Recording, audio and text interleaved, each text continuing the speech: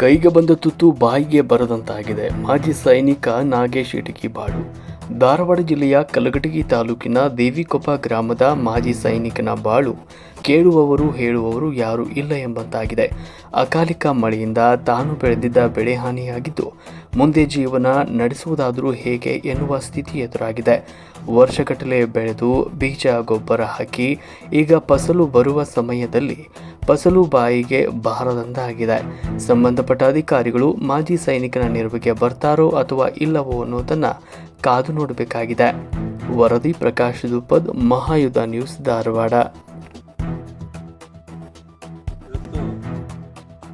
ದೇವಿಗುಪ್ಪ ಗ್ರಾಮದ ಕಲಘಟಗಿ ತಾಲೂಕು ದೇವಿಗುಪ್ಪ ಗ್ರಾಮದ ಮಾಜಿ ಸೈನಿಕನಾಗಿ ನಾನು ನಿವೃತ್ತ ಹೊಂದಿ ಸುಮಾರು 8 ವರ್ಷ ಆಯಿತು. 8 ವರ್ಷ ಕಳೆದ ಮೇಲೆ ನನಗೆ ನೌಕರಿ ಬಂದಿದ್ದು, ಯಾವ ನೌಕರಿ ಕೂಡ ಮಾಡಲಿಲ್ಲ. ನಾನು ರೈತನಾಗಬೇಕನ್ನೋದು ನನಗೆ ಭಾಳಷ್ಟು ಆಸೆ ಇತ್ತು. ನನಗೇನು ಅಮೌಂಟ್ ಬಂದಿತ್ತು ಆ ಅಮೌಂಟನ್ನು ಎಲ್ಲ ತಂದು ಈ 5 ಎಕರೆ ಹೊಲದಲ್ಲಿ ಹಾಕಿ ಬಾಳೆ ಮತ್ತು ಅಡಿಕೆ ಮಾಡಿದೆ. ಮಕ್ಕಳಿಗೆ ಎಜುಕೇಷನ್ಗೂ ಕೂಡ ನಾನು ಹಾಕಲಿಲ್ಲ ಅಮೌಂಟ್, ಅವ್ರನ್ನೂ ಓದಿಸ್ತಾ ಇದ್ದೇನೆ. ಆದರೆ ಇವತ್ತು ಈ ತೋಟಕ್ಕೆ ಬಂದು ನೋಡಿದ್ರೆ ನಂದೆಲ್ಲ ಪೂರ ಭಾಳಷ್ಟು ಲುಕ್ಷಣ ಆಗಿಬಿಟ್ಟದ.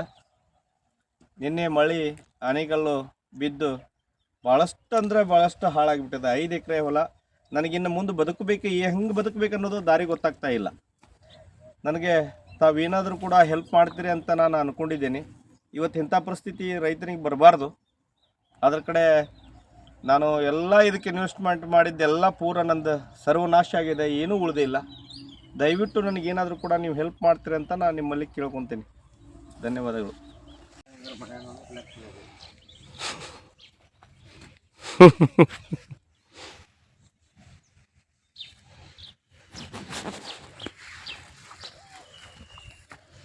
ಆಣಿಕಲ್ ಬಡ್ಡಿಗೆ ಬಿಡ್ದಾವ, ಅವು ಯಾ ನಮ್ನಿ ಬ್ರಸ್ಲೆ ಬಿಡ್ದಿರ್ಬೇಕು ನೋಡು.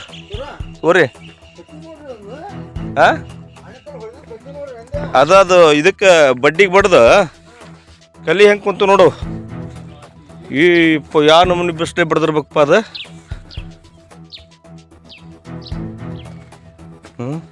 ಹೊತ್ತು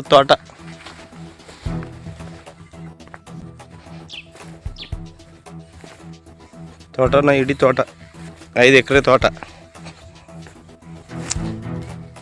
ರೈತ ಹೋಗಿ ಉರ್ಲು ಹಾಕೊಳ್ಳೋದು ಒಂದೇ ಉಳಿತು.